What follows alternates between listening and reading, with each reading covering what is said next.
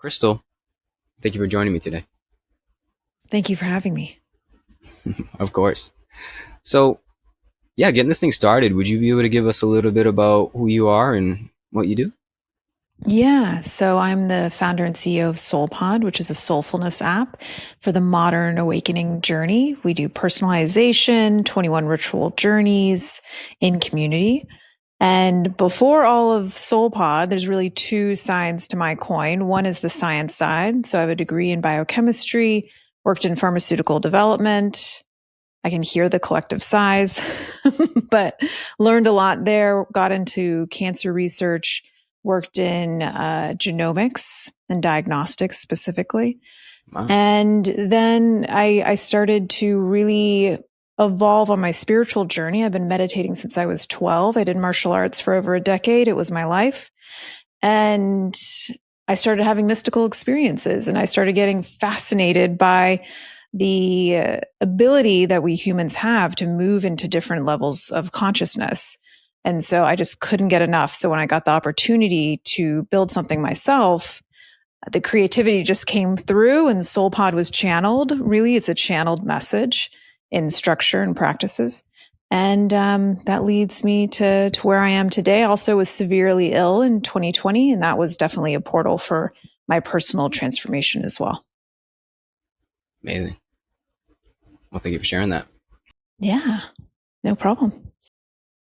Yeah, so what got you started on the path at 12 years old? Because that's pretty young. At 12, I was not in the yogic mindset at all.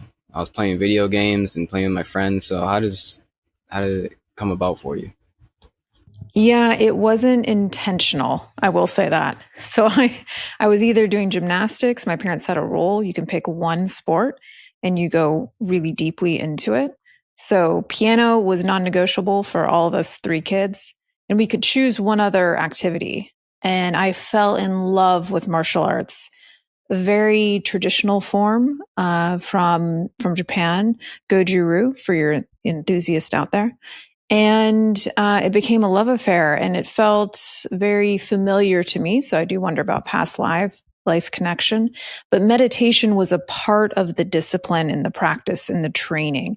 It was I see. about the physical aspect, of course, but it was just as much about the mental aspect. Mm, So meditation at first was a very Zen based style of learning how to sit with the mind and finding those moments of calm so that you could bring that focus and that flow into your combat experience really. wow. Yes, martial arts has this way of bringing one into the meditative mindset, whether it is known or not, it is meditative, Mm-hmm. right? The whole doing the forms. I did Tang Soo Do as a kid. I actually have a black belt in Tang Ooh, Soo Do, cool. if that means Oh, anything. amazing. It Yeah. yeah, So yeah. I credit that in leading me or starting me off on the journey as well. But like I wasn't even consciously doing it. Like I said, I was just going there kind of like for fun as an activity. But definitely looking Exactly. back now, I credit that to starting me on the path of meditation and yoga and everything else. Yeah, we have a lot in common then because I totally feel the same way that martial arts was definitely the catalyst for me. Mm, mm. I think it's just about getting in touch with your body, right? Utilizing your Mm. body, getting the energy going in one way or the other. Martial arts does that. It's very similar to yoga. It just lets the energy flow, right? Would you say Mm. that is what it's all about? Is like kind of letting the energy flow through your body?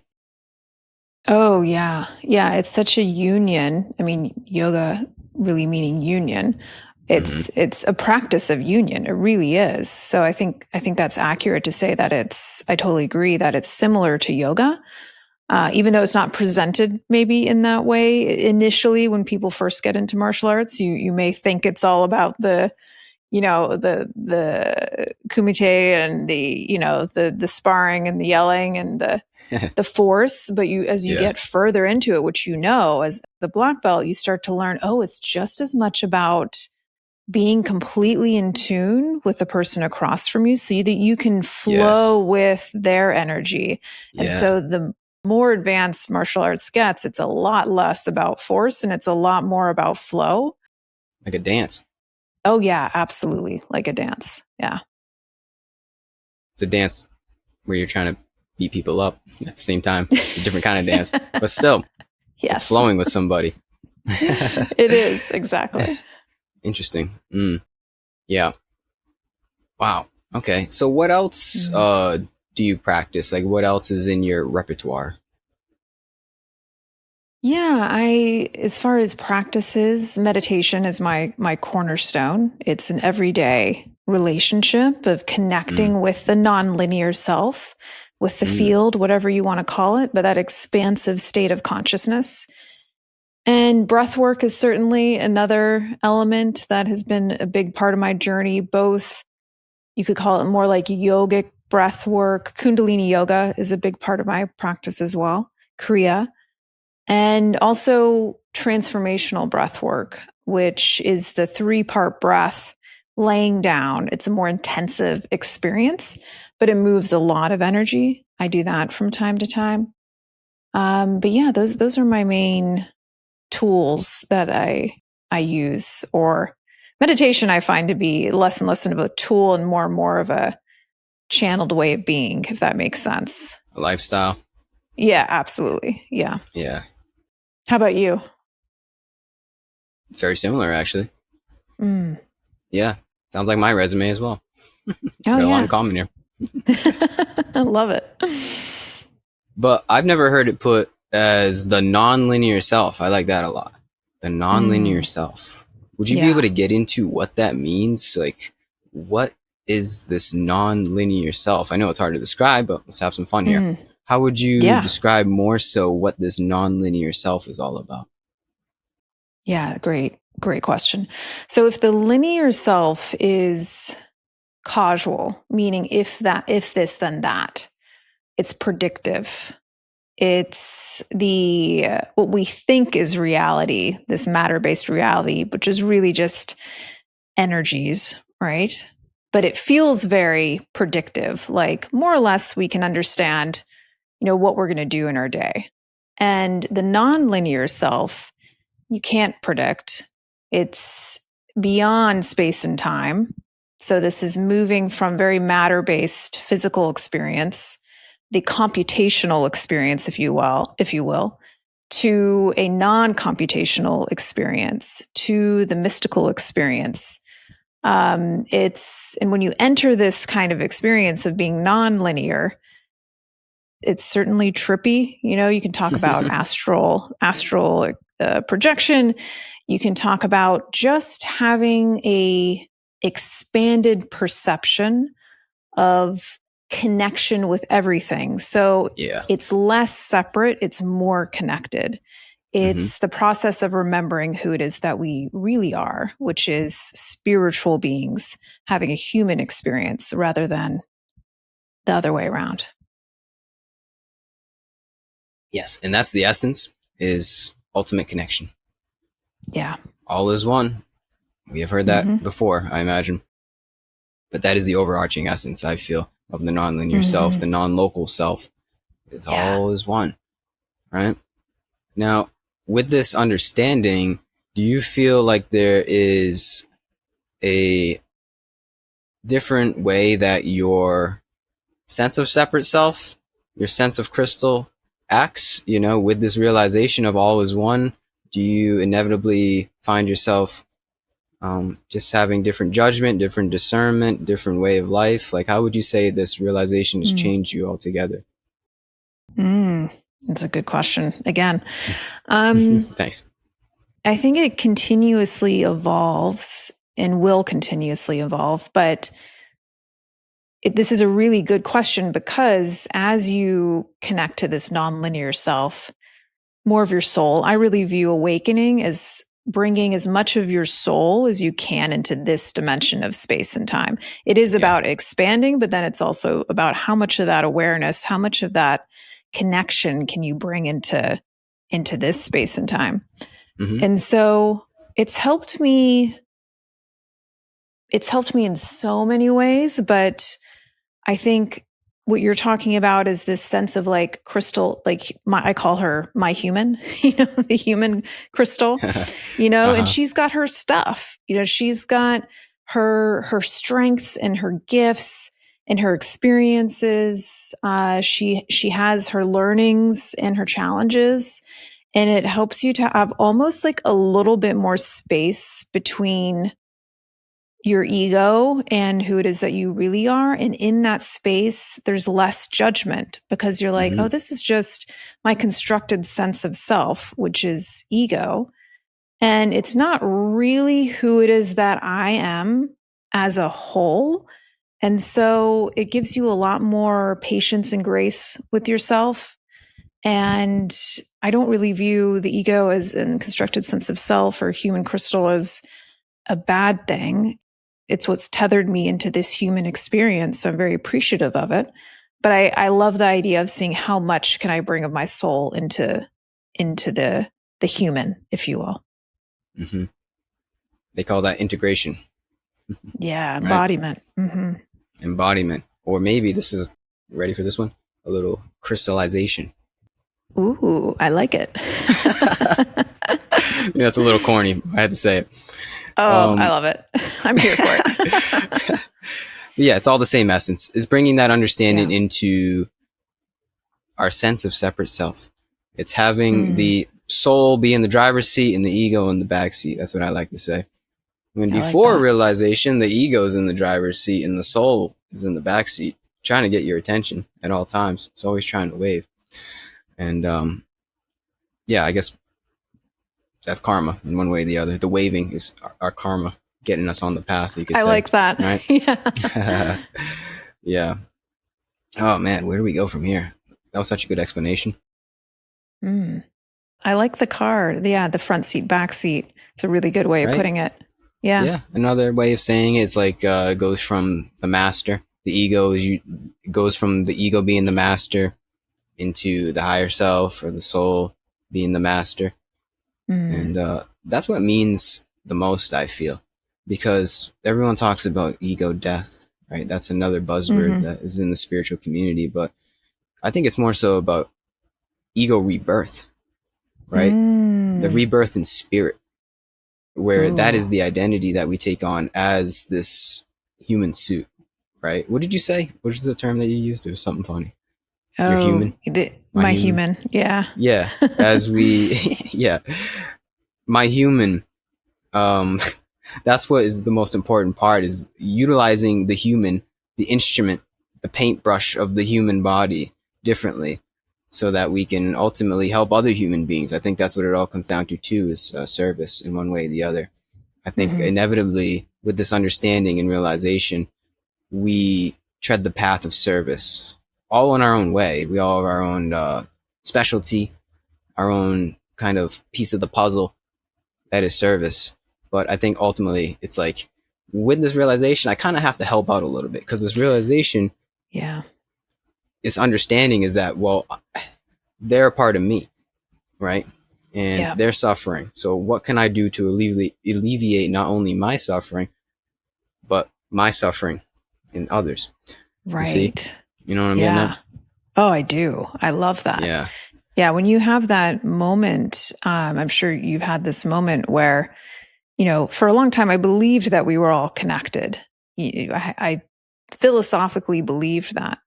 But when you have that expansion or that moment where you have that knowing of oneness and connection, you've experienced directly that oneness and connection, which everyone can kind of point to and talk to, but until you've had that experience yourself, it's Mm. theoretical and then it becomes a lived knowing experience.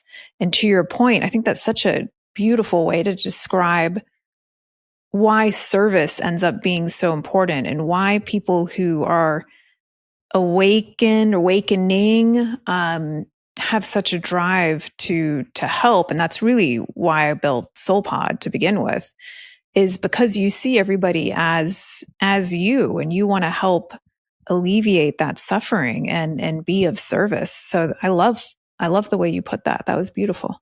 Thank you. Yes. Mhm. Well, it's like, how can I not? It's like Yeah. you almost have to. There's a subtle obligation. It's like, how can I not? We're all serving. That's the thing, is we're all serving in one way or the other. Mm-hmm. It's just like, what do you serve? How do you serve?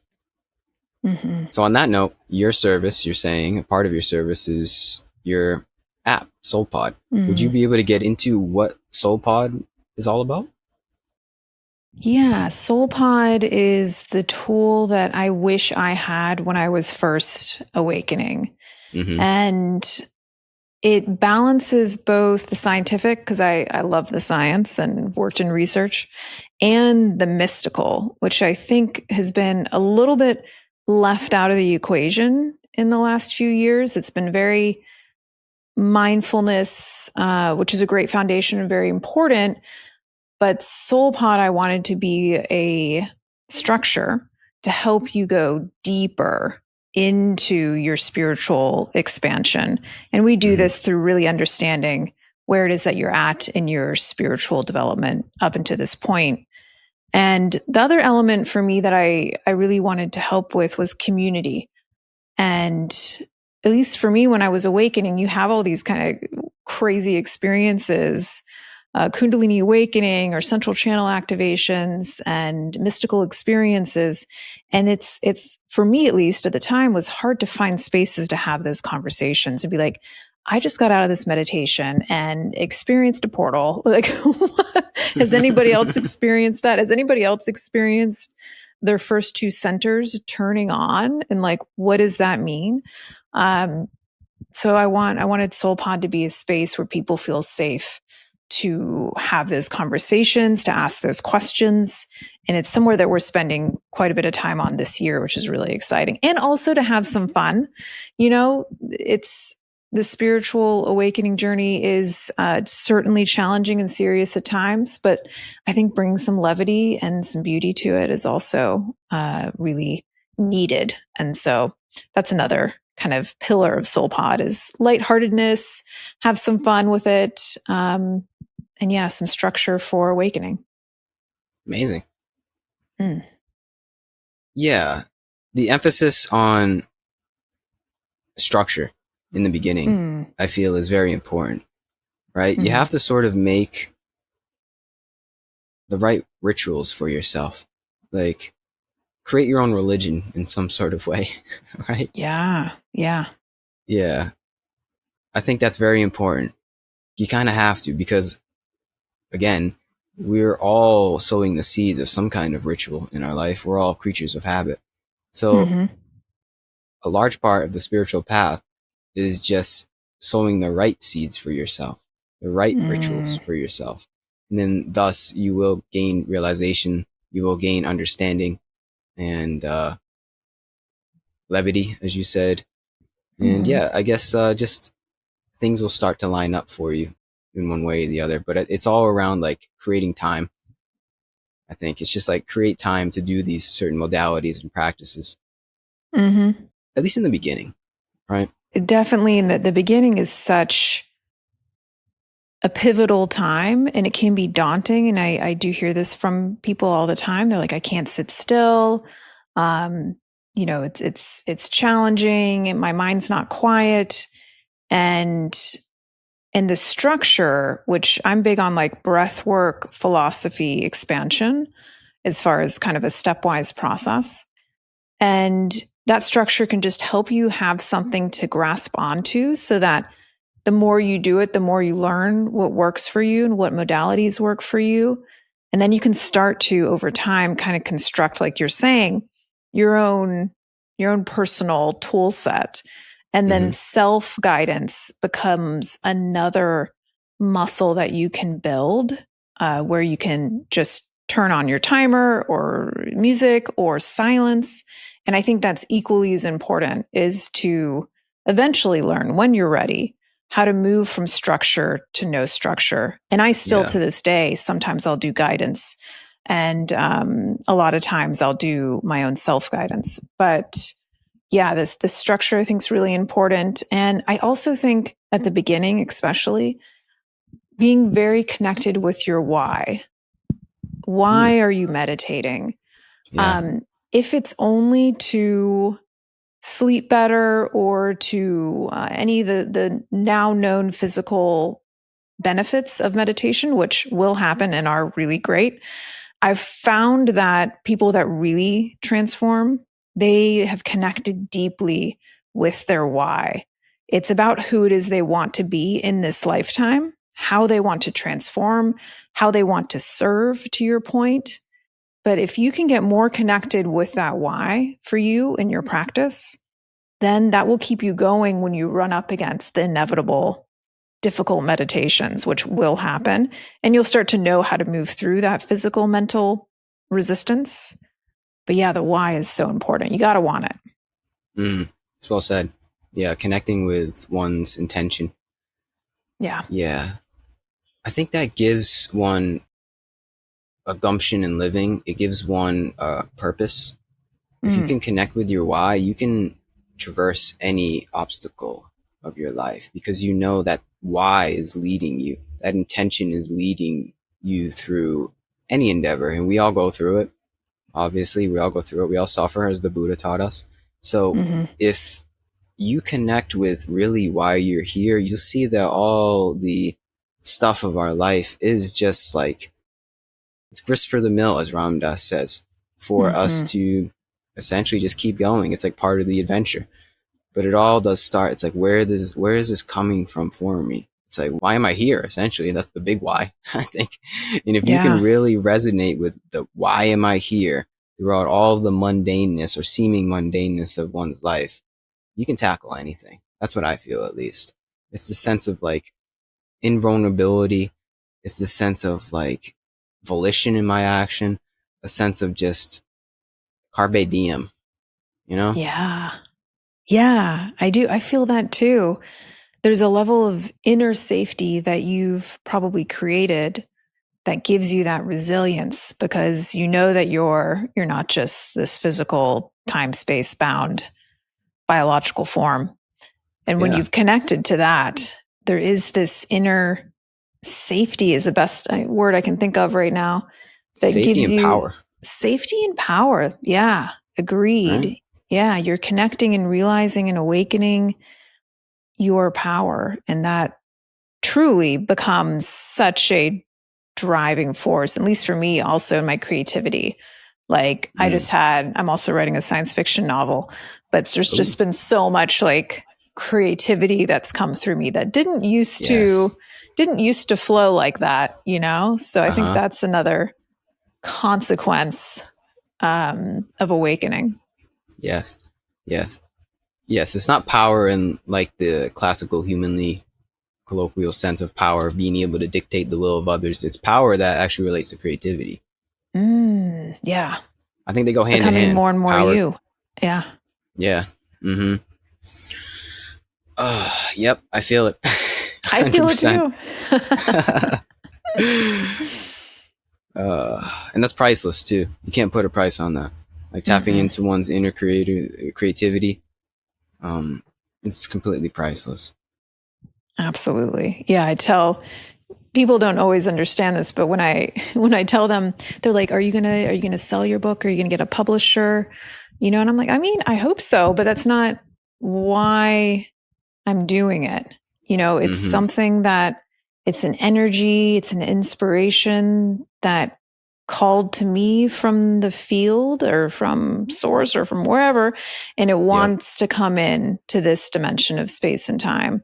And I said to it, even consciously, I'll be the vessel for this. Like I will help you come into this world. And so that's my primary intention. Whatever happens with it from there is not ultimately up to me in many Exactly. ways. So it it's a different type of, to your point, a different type of creativity and power. It's fulfilling simply in that it becomes and exist, I guess, if that's the best way I can put it. Like the Mm. act of creating is the fulfillment. It's a very Yes. Rick Exactly. Rubin kind of vibe to that one. Well, Rick Rubin's a legend. He That really makes is. sense. Yeah. Yes. It's like unconditional creation. We Yeah. create not for the fruits of our labor. Also, though, not negating the fruits of our labor. Yeah. Be worthy to receive too. Mm. Mm-hmm. But if the fruits come or the fruits go, either way, we create. That's Yeah. how I feel when I come on here. I'm like, whatever. I don't care about likes. I don't care who watches this. I Mm. really don't. I'm just coming on Mm-hmm. here to have a good time with you. I And that's love it. that. I You truly, I know? truly respect and appreciate that, because that is like pure creation and connection. Mm, And yeah, I love your outlook on it. thank you. Again, it's priceless. Mm-hmm. Yeah. Now, do you feel intuitively guided in your creation? Like, as you said, there's something coming through. Like, do you feel it's like some kind of higher intelligence, some kind of higher source that you're just simply the vessel for? Like, you're the paintbrush of God? Yeah. Yeah. Yeah. That resonates. I think to our prior conversation about oneness, if we are all connected, then it's just me speaking to me from a different, if my consciousness is kind of expanding across different levels of frequency or vibration, then it's a lot of times some of this has come through from future me in some other time or Ah, space. mm, Other ways it's come through is in, like, with my novel, I was on a run in the end of the book, and I never really wanted to be a writer. It wasn't something on my list, but I saw the end of this story, and it made me, I like have a, very dramatic single tear that came down my cheek on my run. But I knew that was that was true inspiration. I knew that was important because it came with elevated emotion along with it. yeah. And Mm, so I knew I had to pay attention to that. And it was just a yeah. little whisper of an idea. And I was like, wait a Mm, second. What was that? you know? mm-hmm. And I followed it, and 8 years later, I'm still writing, but Wow.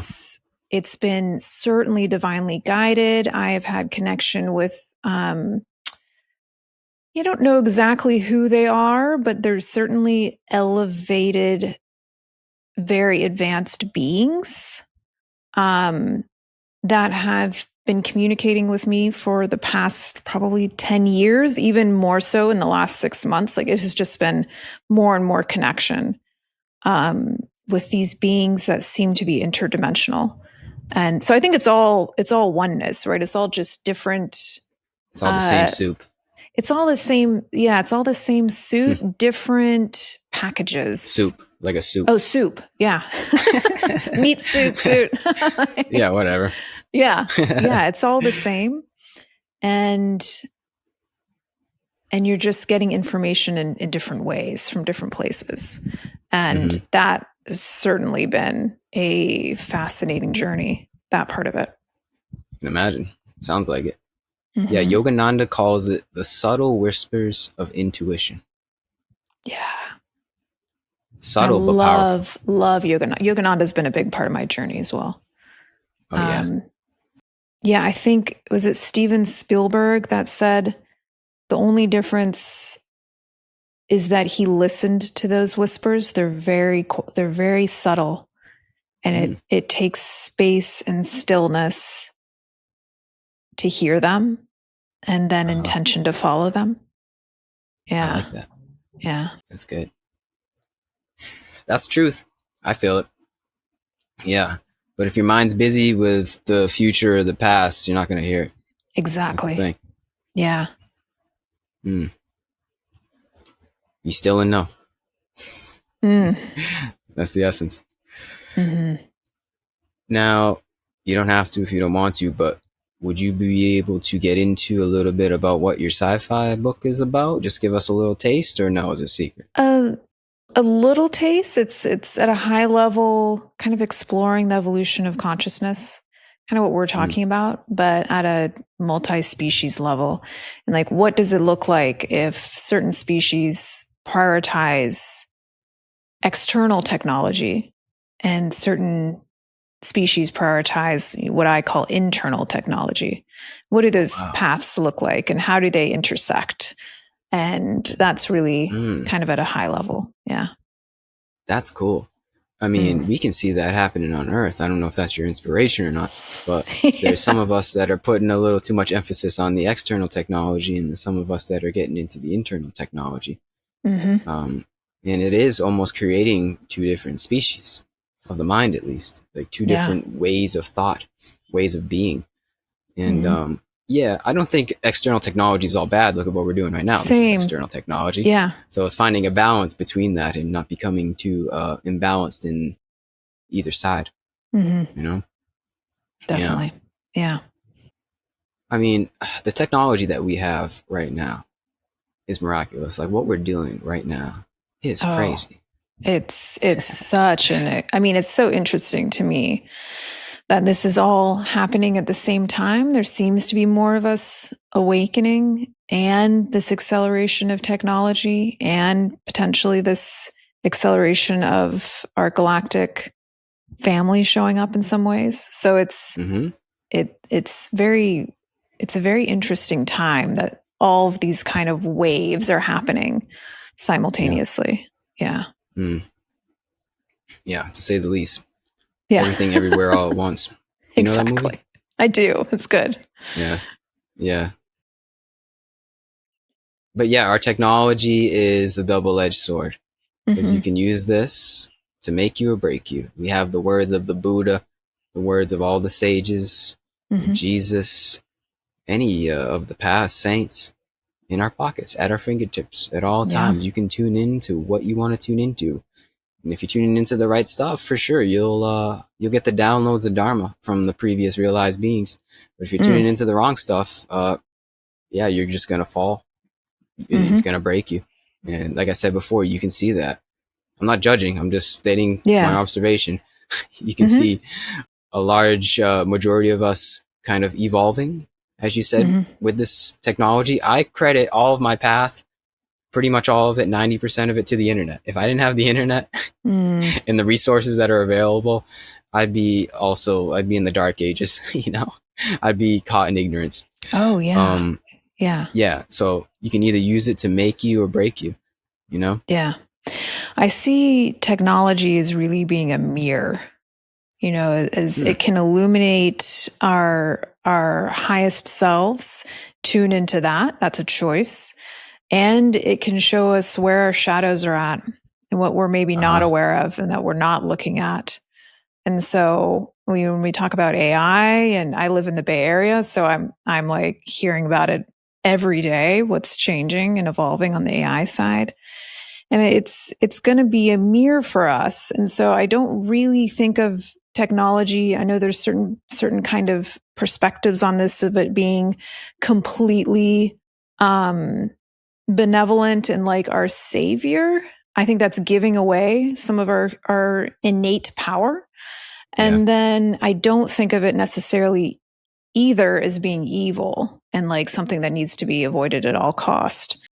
I think there's probably a little bit of truth in all of it, but I think that it's more of a mirror, and it's just going to show us who it is that we are, which will allow us to choose, have an increased capacity to choose who it is that we want to be, and to really to start to become more aware of our awareness. And as external technology starts to be able to take care of so much for us, I do think we're going to have, in kind of my Mm. like best case scenario, humanity has more and more choice.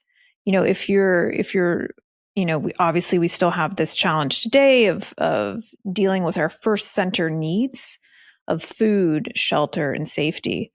And the more that we can take care of that for more and more of humanity, you'll have increased capacity collectively for awakening, because you have that safety, that foundation, that fortification of the human experience to allow yourself time and space and stillness to start to attune to this. And that's what I really hope that technology helps us do, is to illuminate our highest potential and to give humanity space to awaken, transform, develop, evolve. And I think it's almost like I think more and more to Star Trek and like how ahead of its time that concept was. And I mean, in the Star Trek community, there is no money transfer. You'll notice that if you're a Trekkie. Mm. Um, in the Federation. So you have everything you need. Then what? So I think that technology can help us get to Yep. that point of like, okay, you have what you need. There's efficiency upon efficiency. Um, what about your connection with the planet? Can you figure Hmm. that out? And I think there's a real exciting possibility for the future of humanity. I think that's what I tend Yes, to focus on. I agree. Yeah, I think it's leading us into a state of abundance, ideally. It's leading Yeah, us into a state where everybody's needs are taken care of. And that is going to lead to ultimately people having more time on their hands. right. And as we spoke about in the beginning, time is really all you need. You need to put in time into yourself in order to Mm-hmm. have these realizations. So yeah, what did you say? It's like, what do you? It's going to lead us into why. You said a specific line. I forget what it was. It's going to lead us into, um, Oh, I wish I remembered. yeah, it's going to ultimately, in one way or the other, when there's nothing left to do, when we do have everything taken care of, the only thing that you're going to have to do essentially is self Oh, reflection. now what? Yeah. Now what? That's what it was. That's what you Yeah. said. So yeah, once you got it all figured out, you got the your needs met. Now what? Where do we go from Yeah. here? You go within. Hmm. There's no other other direction to go than within. Yeah. And I can understand why that question of now what can elicit fear, because the now what is when you sit down with yourself, and this is metaphorically but also very individually, and you have to face, as you and I know, you come face to face with your ego. You come face to face with thought patterns and beliefs that you may not have even been aware of. And that confrontation of self, especially at the beginning, the ego doesn't like it, and it's going to fight you to some degree. Mm, um, and so I can understand why that that now what moment can be very um, confrontational for some people, but especially if you've been using a lot of your energy to project into certain experiences and rackets in your life, as far as things that you align with, things that you don't align with. And I'm not necessarily saying that, like, as far as spirituality, I think it's a very active experience, right? It's not just sitting on the mountaintop in the cave and mm, not being involved in life anymore. It's having to become more than that. yep, And it requires action. Peace is not passive, as one of my teachers always that's good. used to tell us. Yeah, Mm, it's a way of being, and choices, and how you speak and how you show up and how you serve. So that moment in anybody's life, when they come to that moment of like, now what, is it can be daunting, but that's when the reaction may be to go more external. But I try and remind students that going more internal, it may not be intuitive, but it's going to serve you so well in those moments. hmm I believe the external and us continually grasping at the external and never being fulfilled from the external is ultimately what's leading us into the internal. Mm. And until you get the Mm. message, until you answer the ringing phone of the internal from the external, from the failings of the external, Mm-hmm. it's just going to be the continuous chase of samsara. And Yeah. yeah, I think that's also what's going to accelerate us into the internal, into the now what, because with that abundance Mm. that we spoke of, there's going to be a lot of shiny things. There's going to be a lot of fun that comes into our experience from the external. There's going to be a lot of Yeah. entertainment, we can say, but Mm-hmm. ultimately, I think it's going to be too much, and that too much, just too much going on is going Yeah. to lead people into the meditative mindset. I totally agree. You It know, pendulums shift. I think Yeah. that it'll shift the other way into the internal. And, Mm. you can, I believe you can awaken definitely through suffering. Suffering is, you can also awaken through joy and through bliss. And that's I think it's a both and experience. I've awakened through suffering, profound suffering, and I've awakened through joy. And so if you're conscious about it and you're turning inwards and you're prioritizing it, I do think that you can start to change from awakening through suffering and awakening through joy. And they interplay, of course, but man, when you taste bliss and you get lost in love, Hmm. that will fuel your journey too. When you get lost in love, you never find your way Mm. back.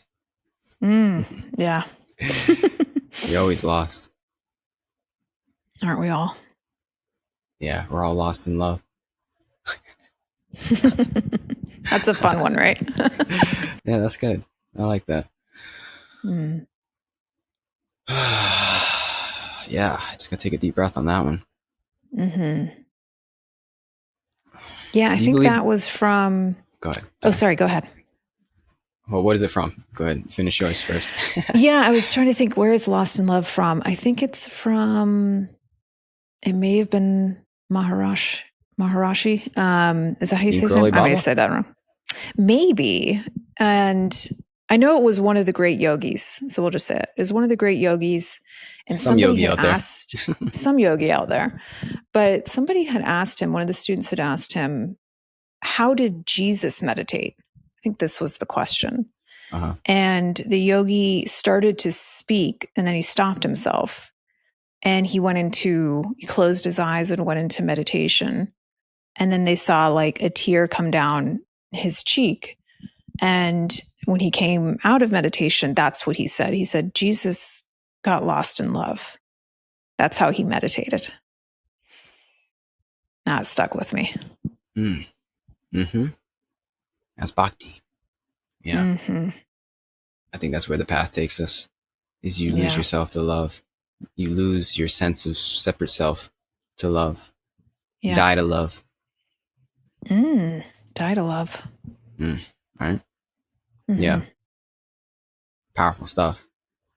Yeah. Now, what I was going to ask is, do you believe that this way of seeing the path, the spiritual path, we could say, is sort of an inevitability for all of us? It may take a little bit of time, but in one way or the other, we're all going to see it. Yeah. Very interesting question. I think the short answer is yes. I think it's inevitable. It also doesn't mean that it necessarily is going to happen for everybody in this lifetime. I remember I was talking to a friend of mine, and this was such a powerful gift that she gave me. She was, meditating and kind of in and out of the experience, and she seemed kind of concerned one day, and she's like, can I talk to you? And I was like, yeah, of course. And she said, I don't think I'm going to awaken in this lifetime. Like, I just don't think that's not what this lifetime is for. And I was like, beautiful. I was like, amazing. And it doesn't have to be, and she said it with such an awareness that I knew that it wasn't that she was necessarily talking herself out of having a spiritual practice. I mean, maybe on some level, but it seemed like she was aware that she had the choice. And that's when I'm like, okay, like maybe next lifetime. And there is I think a momentum to the universe. There is this underlying current. And that means that at some point and I think all lifetimes are happening simultaneously. And it's all happening now. Mm-hmm. And so in that case, you can see how certain lifetimes are kind of popping up as awakenings. Other lifetimes are maybe not, but they made some progress. And then as a collective of your entire soul's experience of refining the facets of your spirit, you will refine those facets somehow or another. It doesn't necessarily mean it's got to be now. So I think that gives people some solace. At the same time, I think it's a lot more fun if you Oh awaken yeah. and if you Yeah. jump on this river and flow with the natural momentum of this oneness wave that's calling you back. If you flow with that, I mean, the most insane experiences that I've had, interdimensional experiences that open up to you and creativity, like we talked about, a new type of leadership, a new type of technology, like your human potential comes through more. So that's the only when I'm like, it's inevitable. And I think it's a heck of a lot more fun prioritizing it. Yeah. Uh-huh. Yes. Very well said. It's Thank you. and that way it's inevitable, but it's also weirdly up to you. But then it's like you have all the time in the world. We have eternity. Mm-hmm. So the choice is yours. Like if you want it to be this lifetime, you can. Um, yeah, it's like it's a weird paradox. It's a weird paradox to weigh. Oh, But there's yeah, it's worth yeah, it. so many paradoxes as you awaken. You realize that paradox is very Hmm. much a part of our experience. Yeah, it's just weighing the paradox. That's also part of the Mm. integration, is being able to weigh the paradoxes and weigh the seeming contradictions in Yeah. in judgment and our statements and how you view the world. It's like being able to weigh both sides and not cling to either side too much. The middle way, as the Buddha said, Yeah. right? Stay centered. Yep. And then, thus, yes, as you said, there's more serendipity, creativity, just beauty of life altogether. Yeah. And that is so Beautiful. worth it, right? So worth it. To I float think so. downstream with the river of life, the Tao, some say. Um, Yeah. yeah, I would recommend it. Yeah. I like that. I would recommend it. Yeah, just throwing it out there. You don't have to. That's the beauty. You don't Also, have to. Free will. the choice is yours. Free will is Mm-hmm. is a thing. It's real. Hmm. Mm-hmm. Yeah. I mean, that's as far as our words go, right? Is that we can just be kind of like testaments, reminders for people that this is real. At least that's how Mm-hmm. I feel when I come on here with other people. Is like I feel like you're just a reminder. You're just like a an affirmation that Yeah. this is real, and I feel it's real in your words too. That's the thing. You can't fake it. I like to say you can't fake Yeah. being real. Yeah. That's true. Right? That's a good way of putting it. So I can just Yeah. tell that this is like a it's a firm understanding. It's a firm like it's like it's real. It's real for you, and Mm. the way that you convey your words, it's yeah, it's just like an affirmation for me that like, Mm. oh, this isn't all just fairy tales. I'm not just coming on here putting on a show. This is actually it's just a very worthy way of seeing, way of being. It's a worthy mindset. It's a worthy evolution. I don't know, whatever symbol, whatever way you want to describe it, it's worth it. Oh, yeah. That's all I can convey for anybody listening in the future. Hey, it's Yeah. worth it, and it's all up to you. And that's all I got to say. I love that. Yeah. Right?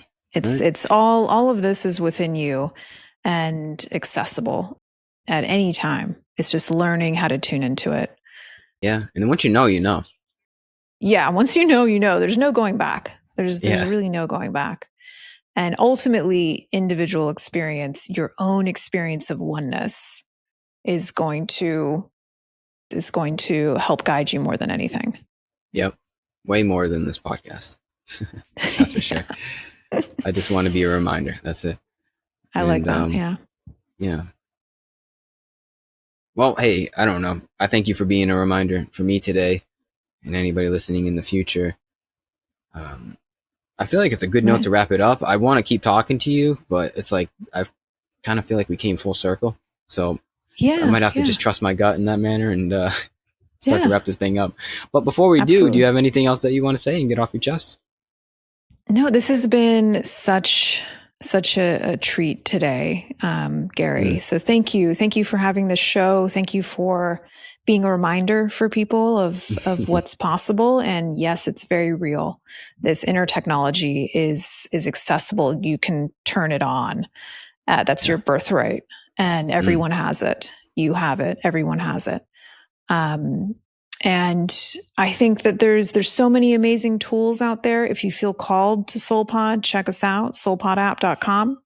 We're on iOS, and you can find us on Instagram too. Awesome. Beautiful. Beautiful conversation. You're a beautiful Mm. person.